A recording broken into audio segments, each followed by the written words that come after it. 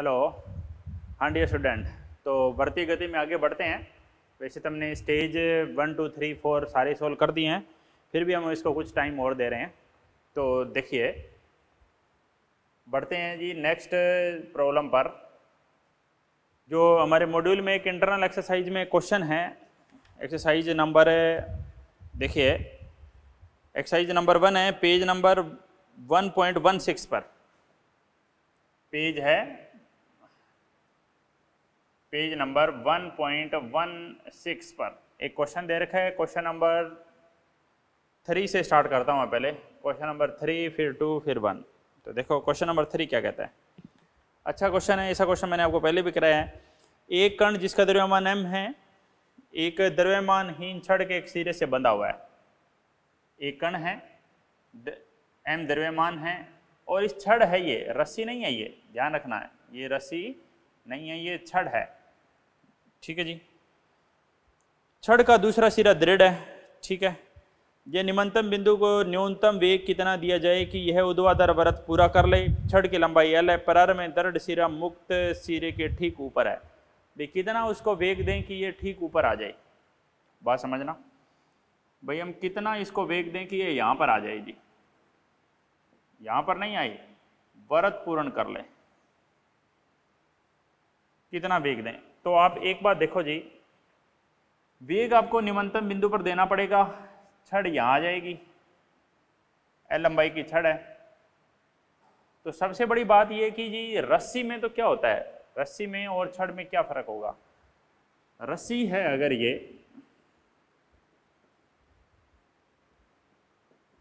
अगर ये रस्सी है ना, तो उच्चतम बिंदु पर ना तो वेग जीरो हो सकता है, ना ही तनाव जीरो हो सकता है। दोनों चीज जीरो नहीं हो सकती, क्योंकि अगर तनाव जीरो हो गया तो रस्सी तो मुड़ जाती है।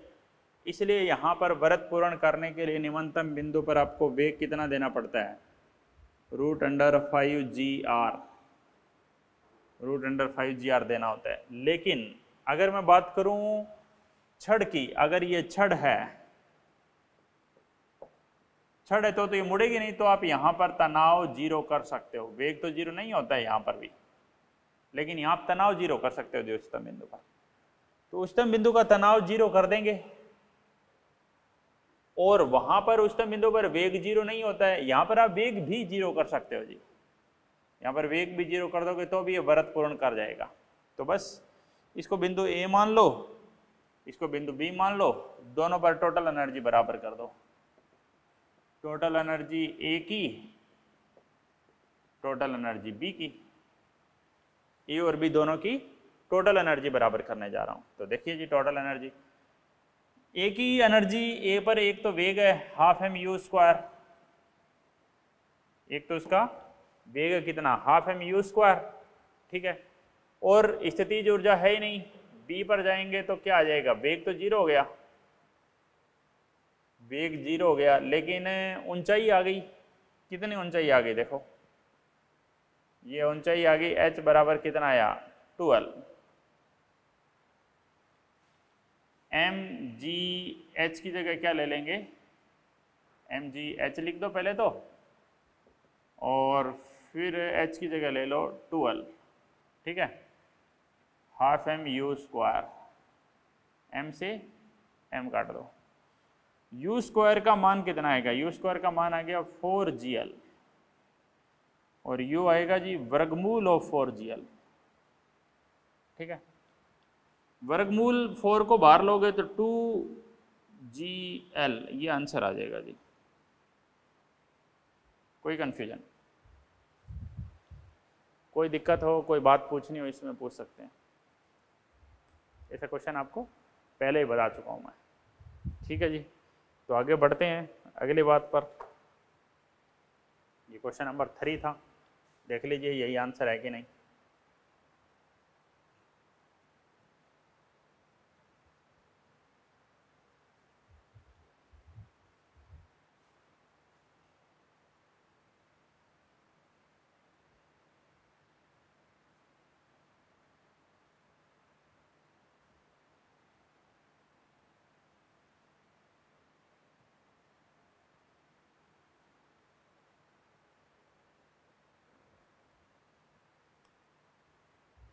ठीक है, अब वहाँ पर जो क्वेश्चन नंबर 2 है वो देखिए, काफ़ी अच्छा क्वेश्चन है।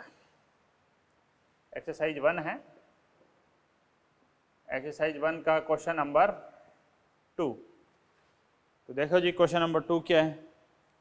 क्वेश्चन नंबर 2 में कह रहे हैं एक कण आर त्रिज्या के ऊर्ध्वाधर वृत्त में गति करता है। ठीक है जी,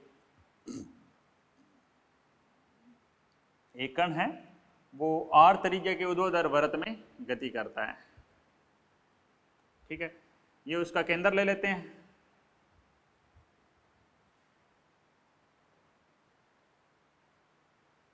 ये उसका केंद्र है। ठीक है, और यहां पर कोई बिंदु ले लेते हैं पी बिंदु। ठीक है जी, और यहां पर कोई कोण बना देते हैं जी, कितना, 37 डिग्री। ठीक है, और इसके ऊपर एक बिंदु लगा देते हैं जी, बिंदु सी। बिंदु सी ले लेते हैं। ठीक है जी, ये बिंदु बी आ जाएगा, ये बिंदु डी आ जाएगा, और ये बिंदु ए आ जाएगा, और ये बिंदु आर दे रखा है। ठीक है, वैसे आर ये त्रिज्या दे रखी है, बिंदु आर नहीं है, बिंदु तो इसको ओ ही ले लो। समझ गए जी क्या क्वेश्चन है। एक कण आर त्रिज्या के ऊर्ध्वाधर वृत्त में गति करता है, तब बिंदु P पर कण की चाल बताओ। बिंदु C पर क्रांतिक स्थिति है, बिंदु P पर आपको कण की चाल बतानी है, बिंदु C पर क्रांतिक स्थिति है। क्रांतिक स्थिति मतलब यहां पर वेग कितना है जी, क्रांतिक स्थिति में यहां पर वेग होता है ये, यहां पर वेग होता है ये। ठीक है, यहां पर भी वेग ले सकते हो, यहां पे वेग होता है ये। आप कोई भी एक तो बिंदु P लेना पड़ेगा, दूसरा आप कोई भी बिंदु ले लो, C ले सकते हो, B ले सकते हो, A ले सकते हो। कोई दो बिंदुओं पर ऊर्जा बराबर करके मैं ये सवाल कर दूंगा। देखो सबसे पहली बात है, ये 37 है तो मैं ये दूरी निकाल लेता हूं। ठीक है, ये 37 डिग्री है तो मैं इसका मान निकाल लेता हूं जी। ये इसको मैं बोल देता हूं भाई ये कोई ऊंचाई है,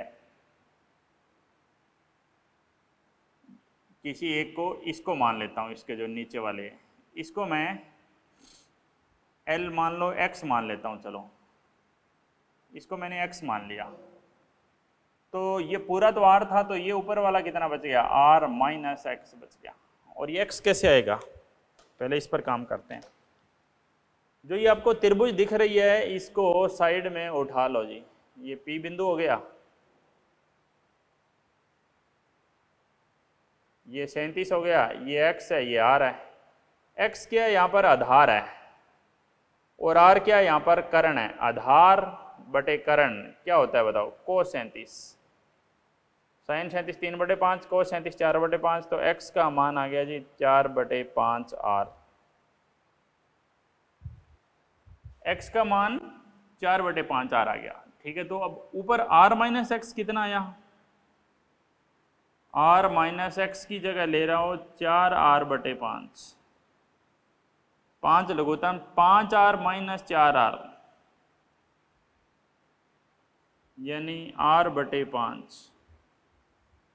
R/5 भाई, ऊपर वाला R/5 है और नीचे वाला 4R/5 है। अब बताओ कौन से बिंदु लेने, कोई दो बिंदु लो, आंसर आएगा जी। देखो जैसे मैं पहले लेता हूं, पहले मैं काम करता हूं जी, मैं कह रहा हूं मैं टोटल ऊर्जा, कुल ऊर्जा मैं P पे और C पे बराबर करने जा रहा हूं। कुल ऊर्जा मैं P और C पर बराबर कर रहा हूं, तो देखो कैसे आंसर आता है। ठीक है, समझिए, P पर वेग तो होगा जी, कण का कोई, वही तो निकालना है, कण का कोई वेग होगा, उसको मैं VP से लिख देता हूं।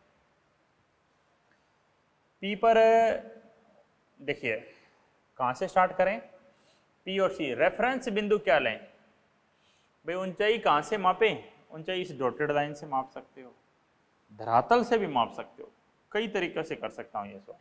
जैसे मैं डॉटेड लाइन से मान रहा हूं, मैं मान रहा हूं ये अर्थ है, ये धरातल है। ठीक है, तो P बिंदु पर मैं जाता हूं तो एक तो मैं लूंगा ऊंचाई mg, ऊंचाई को क्या बोल दूं x, mg ऊंचाई कितनी है x, वेग, वेग कितना है हाफ m vp का स्क्वायर, ठीक है। C बिंदु पर जाएं तो C बिंदु पर यहां से ऊंचाई इसकी x थी, C बिंदु की ऊंचाई क्या है r, mgr प्लस में हाफ m इंटू C बिंदु के वेग का स्क्वायर, ये C बिंदु का वेग ही तो है। m कॉमन लेकर काट देंगे, g x, what is x, x आपने निकाला है 4r/5, vp हमें निकालनी है जी, gr C बिंदु का वेग का स्क्वायर बटे 2, C बिंदु के वेग का स्क्वायर कितना आएगा बोलो, gr आएगा। ये कोई D बिंदु था, C बिंदु का वेग का स्क्वायर आएगा जी gr।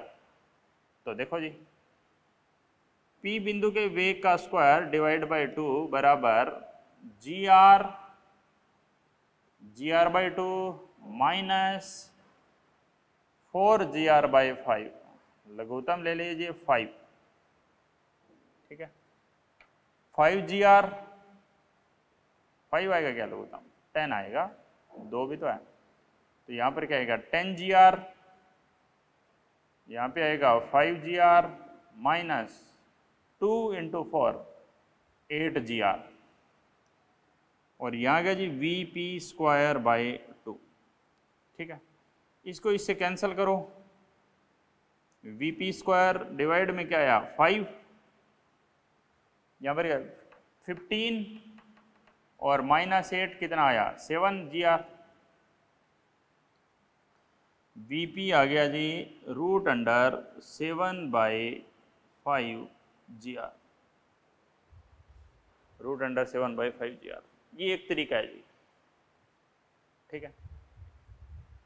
अब कुछ बच्चे कहेंगे कि जी हम जो दूरी है वो इस डॉटेड लाइन से नहीं मापेंगे, यहाँ से मापेंगे, तो यहाँ से माप लीजिए दूरी, यहाँ से मापेंगे तो क्या होगा, देखो मैं दोबारा बता देता हूँ, नोट कर लो, स्क्रीनशॉट तो ले लो इसका।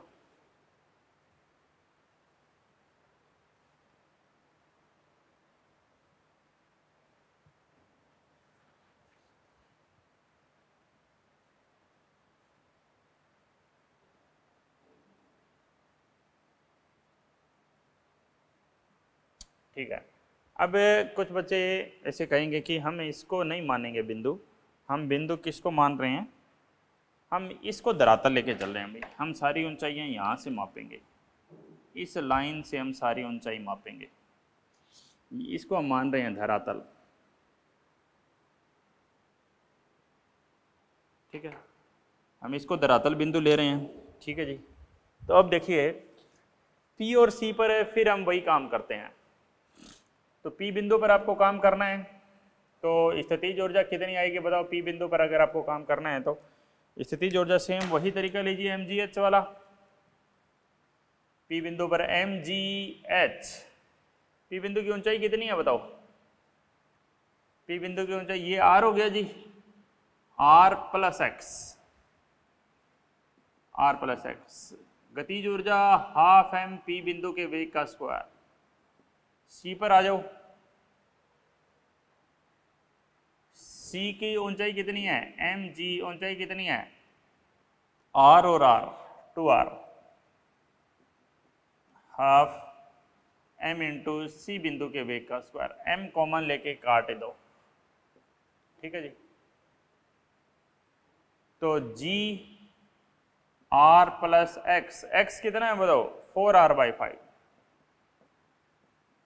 ठीक है, प्लस P बिंदु के वेग का स्क्वायर 2gr, C बिंदु के वेग का स्क्वायर, C बिंदु का वेग क्या था √gr स्क्वायर कर देंगे, ठीक है जी।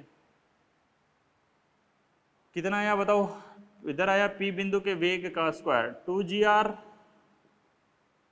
gr/2 माइनस g बाहर ही है, अंदर लघुत्तम कितना आया 5, 5r plus 4r 9r, 9r/5, ठीक है, लघुत्तम कितना आया 10, 10 लघुत्तम है। 2 को करेंगे तो 5GR, नहीं 5 कैसे, यहाँ तो 10 ही आएगा ना। 10GR, 5GR, 5 को करेंगे 2, 2 × 9 18GR। समझ रहे हैं बात?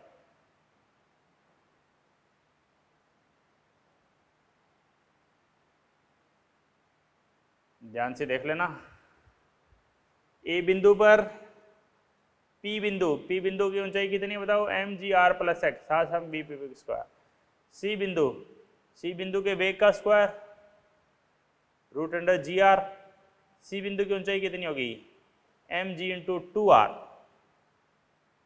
ठीक है, तो gr/2, 2gr, gr/2, r + x 5r और 4r 9r/5। ठीक है, तो ये नेगेटिव में कैसे जाएगा, vp का स्क्वायर, vp का स्क्वायर डिवाइड बाई 2 है ना। Okay okay okay, vp square divide by 2 है। ठीक है जी, vp स्क्वायर डिवाइड बाई 2 है। ठीक है, तो vp स्क्वायर डिवाइड बाई 2, और उधर क्या था, gr/2,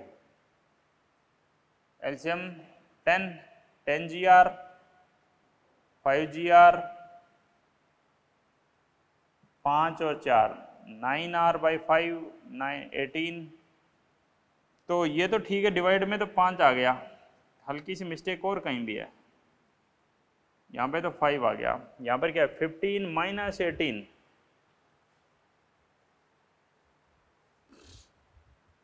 r + x, इसकी ऊंचाई क्या है, r ये हो गया और x ये हो गया। सी बिंदु की ऊंचाई होगी जी, पी बिंदु की ऊंचाई होगी r + x, और x की वैल्यू आई है 4r/5 cos 37। ठीक है, 4r/5, 9, 5 और 4 9r/5। ठीक है, इधर आएगा तो माइनस के साथ आएगा। 2gr, सी बिंदु के वेग का स्क्वायर, सी बिंदु क्या है, √gr का स्क्वायर gr/2।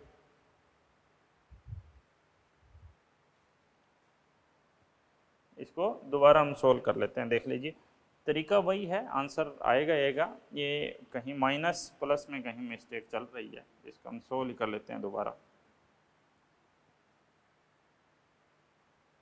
पी बिंदु की ऊंचाई कितनी है धरातल से, ये r है और ये ऊपर x है, mp स्क्वायर।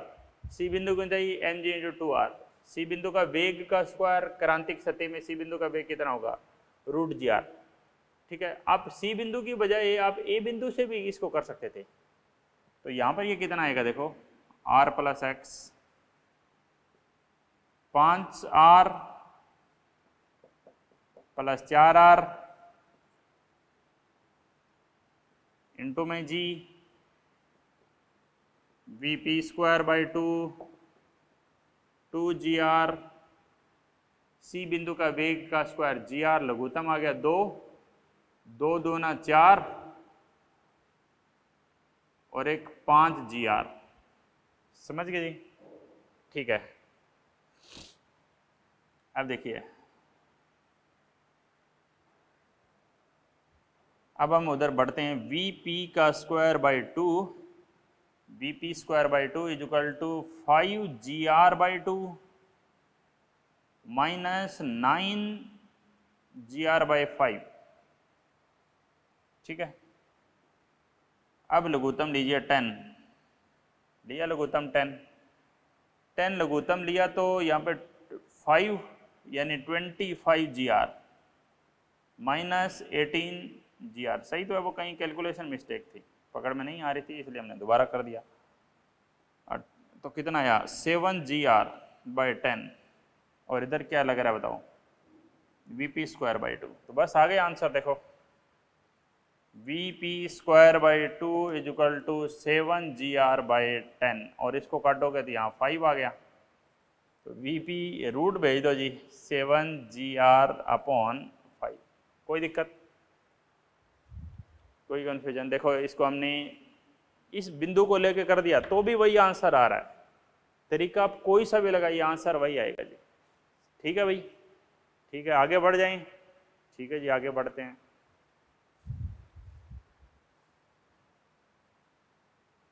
इसको एक और तरीके से भी करके बताता हूं। देखो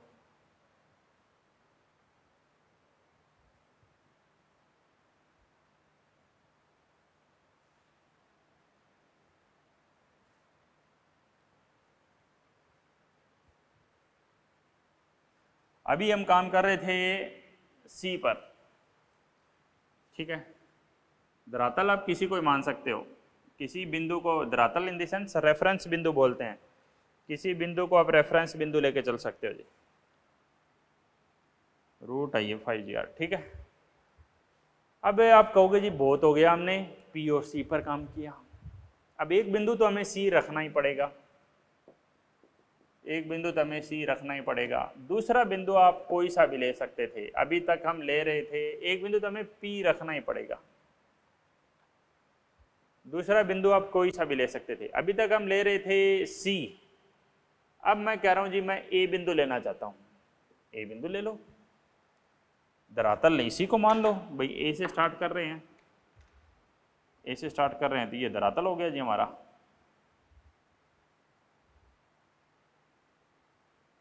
तो देख लीजिए, ए बिंदु से स्टार्ट किया तो ए बिंदु पर हाफ m ए बिंदु के वेग का स्क्वायर प्लस ए बिंदु पर mg ऊंचाई तो क्या है 0 है जी। तो यहाँ पे तो खाली ये बचेगा हाफ m ए बिंदु के वेग का स्क्वायर, ठीक है। पी बिंदु पर हाफ m पी बिंदु के वेग का स्क्वायर प्लस ये r है ये x है तो ऊंचाई कितनी होगी mgr plus x, mgr plus x, ठीक है जी। हाफ m पी बिंदु के वेग का square mgr plus x, what is x 4r/5। ए बिंदु के वेग का स्क्वायर, ए बिंदु के वेग का स्क्वायर कितना लेंगे बताओ? ए बिंदु का वेग था कितना √5gr, ए बिंदु का वेग था √5gr। बस m कॉमन लेके काट दो, 5gr/2 VP²/2 5 और 4 9 9r/5। तो देखो जी VP²/2 5gr माइनस 9gr, लघुत्तम कितना है 10 25 18 7 gr/10 VP² is equal to 7gr/10 का 2 से कैंसिल करेंगे तो 5 आ गया, और VP लेना होगा तो पूरे पे रूट लगा दो 7gr/5। एनी कन्फ्यूजन, कोई बात समझना आई हो? देखो मैंने और एक तरीके से कर दिया, ठीक है, कोई दिक्कत? अब कोई बच्चा ऐसा कहता है कि जी हम इसको रेफरेंस बिंदु ए और सी पे काम कर रहे हैं, लेकिन हम ये जो बिंदु है धरातल वाला ये हम फिर चेंज करना चाहते हैं। तो चेंज कर सकते हो आप, देखो कैसे, और अच्छे तरीके से बताता हूँ, समझिए। कोई कहेगा जी धरातल ये नहीं लेना है, काम हम ए सी पर ही कर रहे हैं, बोले जी धरातल चेंज कर दो, धरातल चेंज कर दो, ठीक है जी, धरातल चेंज कर देते हैं। यहाँ पर वेग तो यही रहेगा √5gr, ठीक है जी। तो इस बार जो हम धरातल लेने वाले हैं वो कौन सा लेने वाले हैं? मैं कह रहा हूँ जी इसको धरातल ले लिया आपने, dB, धरातल बोल दें या सम रेफरेंस बिंदु बोलते हैं इसको। भाई इसको हमने x मान लिया, धरातल मान लिया, ठीक है, इसको आपने धरातल मान लिया जी, नो प्रॉब्लम। P बिंदु की ऊंचाई कितनी है, mg, ऊंचाई कितनी है x। A बिंदु की mg, ऊंचाई थोड़ी है, उसकी तो गहराई है, नीचे है वो, तो नीचे किसके साथ लेंगे, -r के साथ। भाई ऊपर की दूरी आप प्लस के साथ लोगे, +x, इसके ऊपर +x, तो इसके नीचे ये कितना हो गया, -r, हुआ कि नहीं बताओ। तो बस m कॉमन लेके काट दो। A बिंदु के वेग का स्क्वायर बाय 2, ए बिंदु पर वेग है कितना, √5gr, इसको दूसरी तरफ भेज दो जी। P बिंदु का वेग का स्क्वायर बाय 2, gx और gr इधर आ गया, समझ गए। ए बिंदु के वेग का स्क्वायर कितना है जी, 5gr। P बिंदु के वेग का स्क्वायर हमें निकालना है, gx की जगह मान कितना रखूं, 4r/5 प्लस में gr, तो कितना आया बोलो, P बिंदु के वेग का स्क्वायर प्लस में 5 लघुत्तम आ गया, 5gr और 4gr 9gr, 5gr/2। P बिंदु के वेग का square divide by 2 is equal to 5gr/2 minus 9gr/5। कितना है जी लघुत्तम, 10, 25 माइनस 18 7gr। P बिंदु के वेग का स्क्वायर बाई 2, P बिंदु का वेग कितना आया जी, 7gr, इसे काटेंगे तो 5, और फिर वही आंसर। कितने तरीके से कराऊं, और लो तरीका, और तरीका लेके बताता हूं। देखो B बिंदु बोला मुझे भी ले लो, तो लो भी तुम भी आ जाओ। अब A की जगह हम B बिंदु लेने जा रहे हैं, तो समझ लीजिए।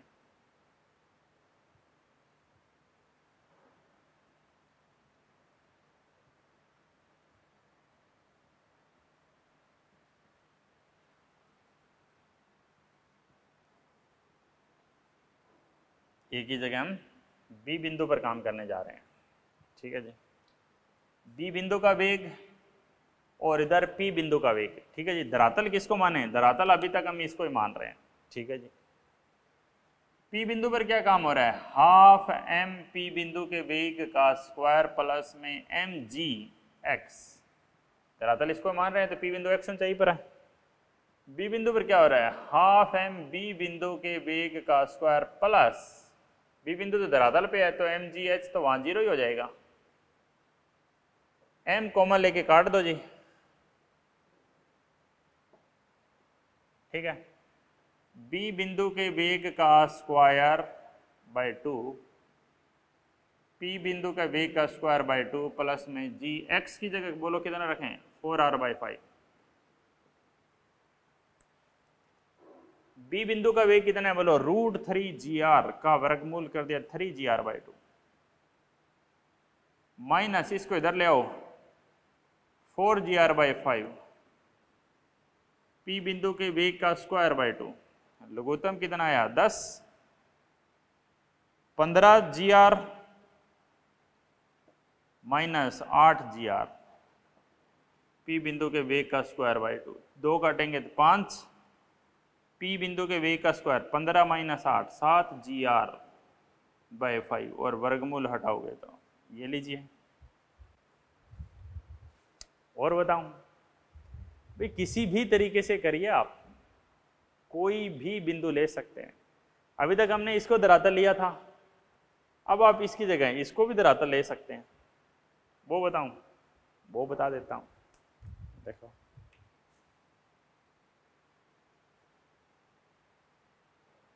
देखिए,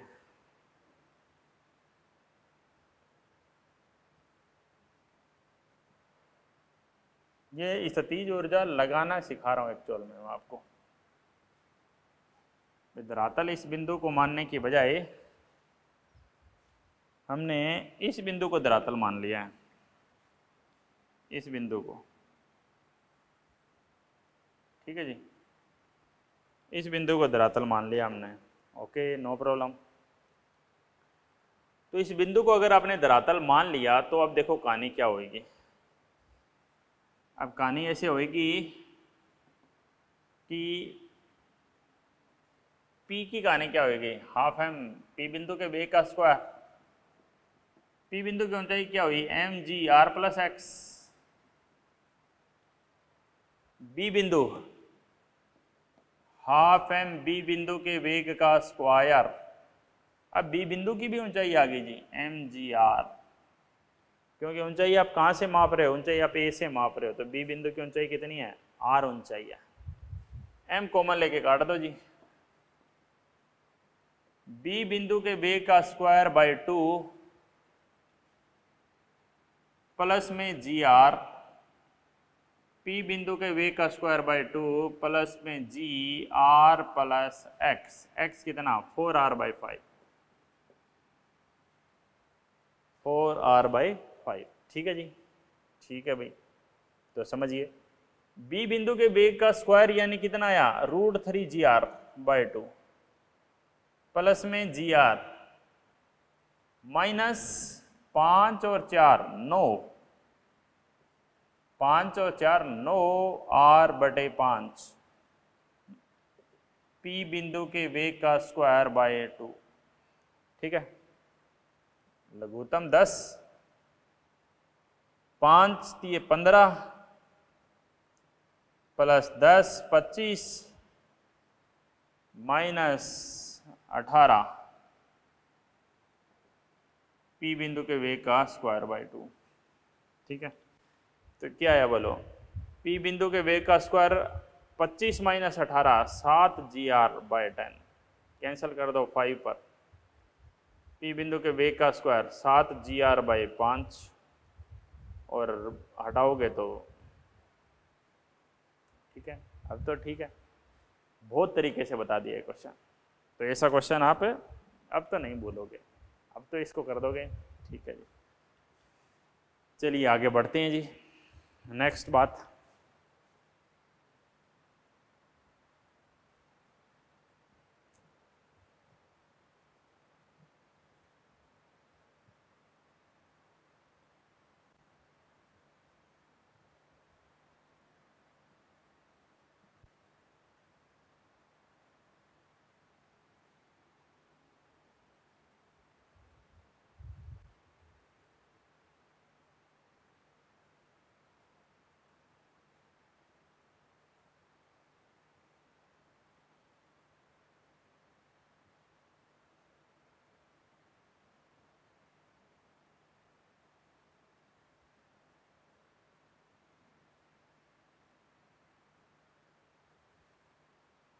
हाँ देखेंगे अगली बात क्या है, समझिए।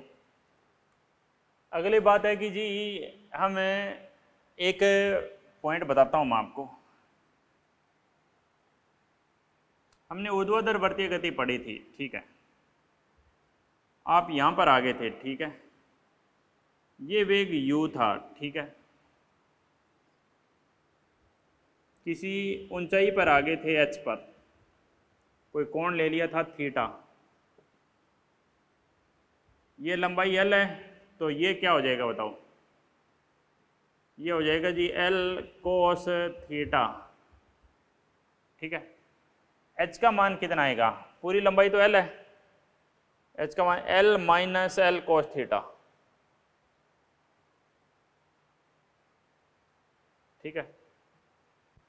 अब मुझे किसी भी बिंदु पर तनाव निकालना है, जैसे मान लेते हैं इस पर तनाव निकालना होता था, तो आप फार्मूला क्या लगाते थे, फार्मूला आप यह लगाते थे, यहाँ का वेग लेते थे, बार की तरफ बल लगाते थे। कौन सा बल लगाते थे बार, इधर mg लगता था, और इधर ये थीटा है तो इधर mg का घटक आ जाता था, कौन सा mg कोस थीटा, और इधर एक बल और आता था, और इधर एक बल और यहाँ दिखा रहा हूँ, mv²/r। तो तनाव को आप क्या लिखते थे जी? आप तनाव को लिखते थे mg cos थीटा प्लस में mv²/r। ये तो हम पढ़ चुके हैं पहले।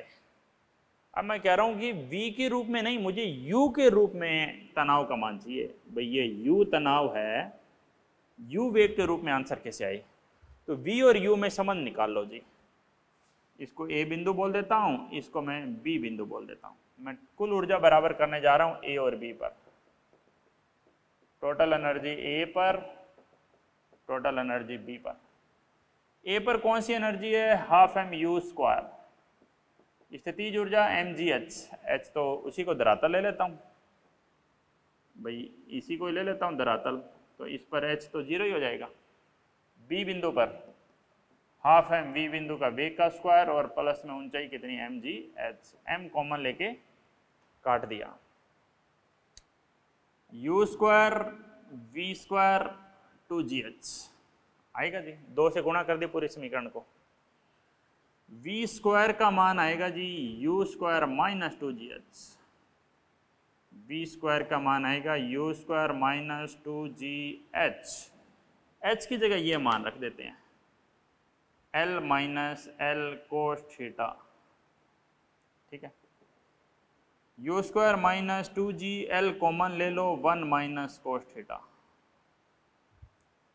यह है जी v का square.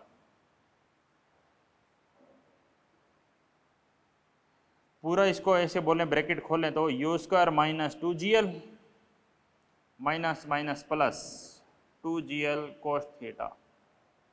u² minus 2gl cos theta, ये वैल्यू रख देते हैं जी। mg cos theta, m v²/r, r लो या l लो, mv²/l, l के रूप में ले रहे हैं हम सभी, तो mv²/l ही ले लो आप।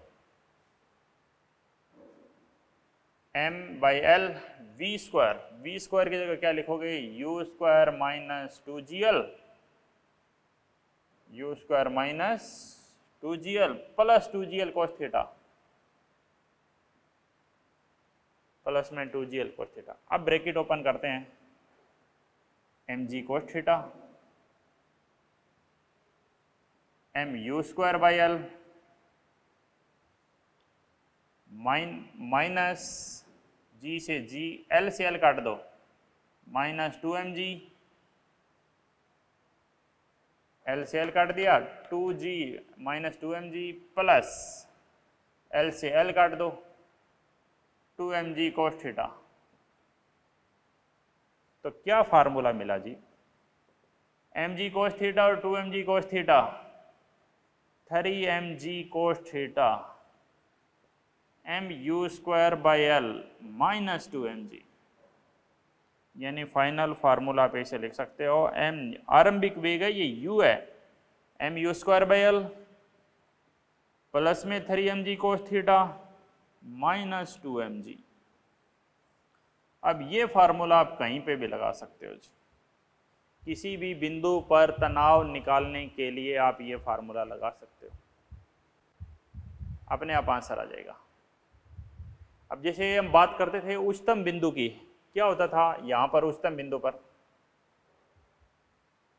अगर आपको बस एक ही फार्मूला याद हो तो उच्चतम बिंदु तक आते आते थीटा कितना हो जाता था? 180 डिग्री।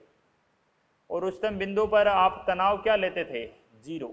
वेग 0 नहीं होता था, तनाव 0 होता था लगभग। तो उस फार्मूले में तनाव को 0 करोगे ना तो u का मान आ जाएगा। रखूं? रख के देखना, mu²/l 3mg कोस 180 डिग्री माइनस 2mg, और इसको क्या कर दो 0, क्योंकि ये क्या था? तनाव था ये। ठीक है, mu²/l कोस 180 क्या? -1। mu²/l कितना आया बोले? 3 और 2 5 mg, m से m काट दो, यू स्क्वायर का मान कितना आया 5gl और यू क्या आया रूट ऑफ 5gl आया कि नहीं बताओ, बोलो। उच्चतम बिंदु पर हमने तनाव 0 किया और तुरंत ये वेग आ गया, निम्नतम बिंदु का वेग यू स्क्वायर। तो भाई ये काफ़ी इंपॉर्टेंट फार्मूला है, इसको आप जरूर ध्यान रखेंगे, इसको आप ध्यान रखेंगे तो आपको दिक्कत नहीं आएगी जी। वेरी इंपॉर्टेंट फार्मूला, ठीक है। M U square by L 3mg cos theta minus 2mg, कहीं पर भी लगा सकते हो, जैसे यहाँ पे लगाना हो तो थीटा 90 डिग्री कर दो, यहाँ का तनाव आ जाएगा। भाई आपको आरंभिक वेग पता है और यहाँ का तनाव निकालना है तो कोस 90 थीटा 90 रखना, थीटा 90 रखोगे, यहाँ का वेग कितना होता है m root 5gl square, root हट गया बटे l, कोस 90 रखेंगे तो क्या हो जाए 0 माइनस 2mg, कट गया 5mg माइनस 2mg, कितना mg 3mg, होता है कि नहीं है। यहाँ का तनाव जब मध्य बिंदु पर होते हैं, जब थीटा 90 डिग्री होता है तो यहाँ का जो तनाव है वो 3mg आता है जी। एनी प्रॉब्लम, ठीक है।